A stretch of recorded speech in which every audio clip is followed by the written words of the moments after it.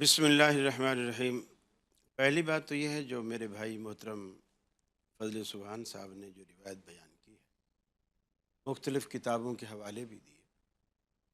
کسی بات کا کتابوں کے اندر موجود ہونا اس بات کی صحت کی دلیل نہیں ہوتا۔ اچھا، بہت ساری باتیں کتابوں کے اندر موجود ہوتی ہیں، لیکن محدثین کی نظر میں وہ صحت کے درجے کو نہیں پہنچ رہی۔ اور ویسے اس واقعے میں کئی ایک حکم موجود ہیں جس میں آ رہا ہے کہ حضرت علی کی نماز قضا ہو گئی۔ اب اگلا سوال یہ ہے کہ نبی علیہ السلام نے نماز پڑھی تھی تو حضرت علی نے نبی علیہ السلام کے ساتھ ہی کیوں نہیں تھی نماز پڑھ لی؟ نبی علیہ السلام کی بھی کیا قضا ہو گئی تھی؟ اعوذ باللہ من الشیطان الرجیم، بسم اللہ الرحمن الرحیم۔ السلام علیکم ورحمۃ اللہ وبرکاتہ۔ لسنرز اینڈ ویورز، آپ سن رہے ہیں اور دیکھ رہے ہیں ہماری آج کی ویڈیو۔ آج کا ہمارا ٹاپک حضور نبی کریم علیہ السلام کا حضور مولا کائنات کے لیے سورج کو لوٹانا، ڈوبے ہوئے سورج کو واپس لانا، اس حوالے سے ہے۔ واقعہ اس طرح سے ہوا کہ حضرت جناب سیدنا مولا کائنات علی المرتضیٰ شیر خدا رضی اللہ تعالی عنہ آپ بیٹھے ہیں آپ کی گود مبارک کے اندر، حضرت امام الانبیاء صلی اللہ علیہ وسلم آپ جناب نے سر مبارک رکھا اور آرام کرنے لگے۔ اتفاق ایسا ہوا کہ حضرت امام الانبیاء صلی اللہ علیہ وسلم عصر کی نماز پڑھ چکے ہیں، جبکہ حضرت علی نے ابھی عصر کی نماز ادا نہیں فرمائی۔ اب اس میں دو طرح کی روایات موجود ہیں۔ ایک میں حضور نبی کریم علیہ السلام کے آرام کرنے کا ذکر ملتا ہے، اور ایک کے اندر یہ کہ یوحا الیہ، حضور نبی کریم علیہ السلام کی طرف وحی ہو رہی ہے۔ دونوں تذکرے موجود ہیں کہ حضور لیٹے ہوئے ہیں اور حضور کی طرف وحی ہو رہی ہے۔ حضرت علی المرتضیٰ شیر خدا رضی اللہ تعالی عنہ آپ انتظار کرتے رہے، لیکن جب سمجھا کہ اب سورج ڈوبنے کو ہے، اس وقت آپ کی آنکھوں سے آنسو نکلے کہ جگاؤں مصطفیٰ کریم علیہ السلام کو تو یہ صبح ادب ہے، نہیں جگاتا تو جو فرض نماز ہے وہ جا رہی ہے۔ لیکن حضرت علی المرتضیٰ نے نہ جگایا۔ جب سورج ڈوبا آپ کی آنکھوں سے آنسو نکلے، چہرہ مصطفیٰ صلی اللہ علیہ وسلم پر ٹپکے۔ میرے پاک نبی علیہ السلام بیدار ہوئے تو فرمایا، اے علی کیا ہوا؟ یا رسول اللہ صلی اللہ علیہ وسلم، نماز عصر جاتی رہی ہے، سورج غروب ہو چکا ہے۔ حضرت امام الانبیاء صلی اللہ علیہ وسلم آپ نے دعا مانگی، اللہم انہو کان فی طاعتک و طاعت رسولک فردد علیہ الشمس، اے اللہ علی تیری بھی اطاعت کے اندر ہے اور تیرے رسول کی بھی اطاعت کے اندر ہے، مالک اس کے لیے سورج کو لوٹا دے۔ حضرت اسماء فرماتی ہیں کہ حضور کی دعا کے توسل سے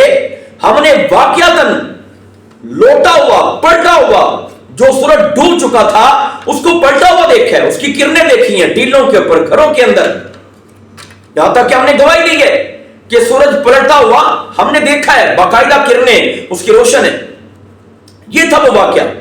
اب اس واقعہ کو توڑ موڑ کے بیان کرنے کے لیے قاری خلیل راولپنڈی کے اندر بیٹھ کے نیوز چینلز کے اوپر، جس طرح کہ آج کل لوگوں کو بڑا شوق پڑ گیا ہے کہ ایک طرف صحابی بٹھا دیتے ہیں، صحافی کو بٹھا کے ساتھ ساتھ باتیں شروع کر دیتے ہیں، یہ کیفیات ہیں۔ لیکن وہ بات کرتا کرتا کس لوگوں تک چلا گیا، وہ کہنے لگا کہ دیکھیں یہ حدیث تو ہے، روایات تو ہیں، لیکن محدثین کے نزدیک یہ ضعیف ہے۔ وہ محدثین کون ہیں؟ وہ محدثین جن کا یہ نام لینا چاہتا ہے وہ ابن تیمیہ ہے، وہ ناصر البانی ہے، وہ زبیر علی زئی ہے، جن کی اپنی کوئی وقت نہیں،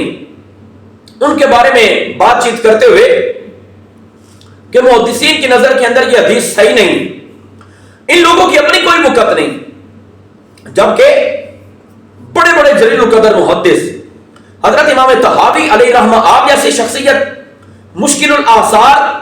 آپ کی کتاب ہے، اس کتاب کے اندر آپ نے یہ تذکرہ نقل کیا اور پوری وضاحت کے ساتھ احادیث مبارکہ کو لے کے آئے۔ آپ نے کئی طرق کو بیان کیا، ان میں کئی راوی ایسے ہیں جو حضرت امام مسلم کے راوی ہیں، لہذا ان کے اوپر اعتماد ہے، وہ ثقہ راوی ہیں کہ حضرت امام مسلم جیسی شخصیت، علامہ امام مسلم ابن حجاج القشیری علیہ رحمہ، ان جیسی شخصیت ایسے لوگوں سے روایات کر رہی ہے، لہذا ان کی روایات صحیح ہیں، قطعاً گنجائش نہیں ہے۔ حضرت امام جلال الدین السیوطی علیہ رحمہ اس واقعہ کے اوپر آپ نے پورا ایک رسالہ لکھا، آپ کے شاگرد نے آپ کے بعد پورا ایک رسالہ اس ٹاپک کے اوپر لکھا، معترضین کے اعتراضات کے جوابات دیے، اور دندان شکن وہ جوابات ہیں کہ یہ راوی جن کے اوپر آپ ہٹ کرتے ہیں یہ راوی تو بالکل صحیح ہے، ان کا حال تک مجھول نہیں ہے، ان کے بارے میں سکہ ثبت ہونے کے دلائل کبھی ہیں۔ جہاں تک تعلق ہے علامہ ابن جوزی کا، انہوں نے کہا کہ یہ حدیث ضعیف ہے، تو اس سلسلے میں حضرت علامہ شیخ الاسلام ابن حجر اسقلانی الشافعی علیہ الرحمہ ان کا یہ بیان موجود ہے۔ وہ یہ ارشاد فرماتے ہیں کہ علامہ ابن جوزی سے بھول ہو گئی ہے، بھول لگی ہے ان کو کہ ضعیف نہیں ہے یہ حدیث مبارکہ، لیکن بھول ہو گئی ان سے، تصم ہو گیا، جس کی وجہ سے انہوں نے اس کو ضعیف کہہ دیا، حالانکہ یہ قابل حجت ہے، اس کی سند کبھی ہے، تو یہ حدیث مبارکہ صحیح ہے، لہذا قابل حجت ہے، محدثین بیان کرتے ہیں۔ اب یہاں تک قاری خلیل کی بات بیان کرنے کے بعد اور اس کی باتوں کا جواب دینے کے بعد مرزا جیلوی کی طرف آتے ہیں، جو ان واقعات کو بیان کرتے ہیں، کیونکہ اس طرح کے واقعات اس سے پہلے حضرت یوشع ابن نون کے لیے ہو چکے ہیں، سورج روکا گیا ان کے لیے۔ حضرت امام الانبیاء صلی اللہ علیہ وسلم معراج کی رات حضور علیہ السلام جب واپس تشریف لے آئے صبح کے وقت میں، جب لوگوں کے سامنے بتایا کہ اس طرح سے میں نے یہ چیزیں دیکھی ہیں، رات کے وقت میں گیا مسجد اقصیٰ تک اور راتوں رات واپس آیا ہوں، تو وہ کہنے لگے کوئی نشانی؟ حضور نے فرمایا فلاں مقام کے اوپر اونٹوں کا قافلہ میں نے دیکھا ہے، وہ بدھ والے دن یوم الاربعاء، بدھ والے دن وہ واپس آ جائے گا قافلہ، ابھی سورج طلوع نہیں ہوگا کہ وہ قافلہ آئے گا، بدھ کا دن ہوا، سورج طلوع ہونے کے قریب ہے، قافلے کے آثار بھی نہیں تھے کہ حضور نے دعا مانگی اے میرے پاک پروردگار اس قافلے کے آثار نمودار فرما، تو سورج کو روک دیا گیا حتیٰ کہ وہ قافلہ آیا۔ یہ واقعات پہلے سے مسلم شدہ ہیں، تو اس کے اوپر کسی قسم کا کوئی اعتراض کوئی شبہ تو پڑتا نہیں ہے۔ اقتربت الساعۃ وانشق القمر، قیامت قریب آ گئی، چاند ٹوٹ گیا، یہ واقعہ قرآن مجید نے بیان کیا ہے، یہ تمام طرح کے واقعات تو موجود ہیں، لہذا مرزا جیلوی انکار تو نہ کر سکا کہ یہ واقعہ صحیح نہیں ہے، لیکن کہنے لگا اس میں کچھ چیزیں غلط ملت ہو چکی ہیں۔ وہ کیا کہ حدیث کے اندر ذکر ہے کہ حضرت رسول اللہ صلی اللہ علیہ وسلم نے نماز پڑھی ہے عصر کی، حضرت علی نے نہیں پڑھی، تو حضرت علی نے کیوں چھوڑی ہے؟ جبکہ ان کا علم لمیٹڈ ہے، محدود معلومات کے ساتھ یہ اپنے اپنے چینلز کے اوپر بیٹھتے ہیں۔ حضرت امام الانبیاء صلی اللہ علیہ وسلم آپ نے زور کی نماز پڑھائی، حضرت علی نے اقتداء کے اندر ادا فرمائی ہے، پھر حضور علیہ السلام نے حضرت علی کو کسی کام سے بھیجا ہے، وہاں سے جب حضرت علی آئے تو حضور عصر کی نماز پڑھا چکے ہیں، جب کام کر کے آئے تو یقیناً حضور کو خبر تو دینی تھی کہ میں نے یہ کام کر دیا ہے، تو اس کام کی خبر دینے کے لیے جب آئے تو حضور علیہ السلام نے فرمایا علی بیٹھو، تو گود انہوں نے نیچے کر دی، حضور علیہ السلام آرام کر رہے ہیں۔ واقعہ تو اصل میں یہ ہے، حضرت علی نے کوئی جان بوجھ کے نہیں چھوڑی ہے،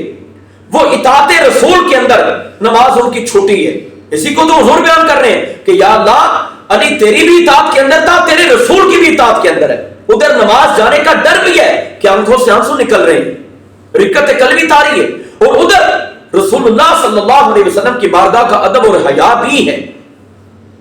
حضور اس پر رائے کے اندر بیان کرے، اور جس کو جو موقع ملے وہ اپنی زبان کے اوپر وہی بات لاتا جائے۔ اللہ صبح کو دو سے نوالا معجزات مصطفیٰ صلی اللہ علیہ وسلم پر ایمان رکھنے کی توفیق عطا فرمائے، اور شان علی اور مرتضیٰ سمجھنے کی توفیق عطا فرمائے، آمین۔ وما توفیقی الا باللہ۔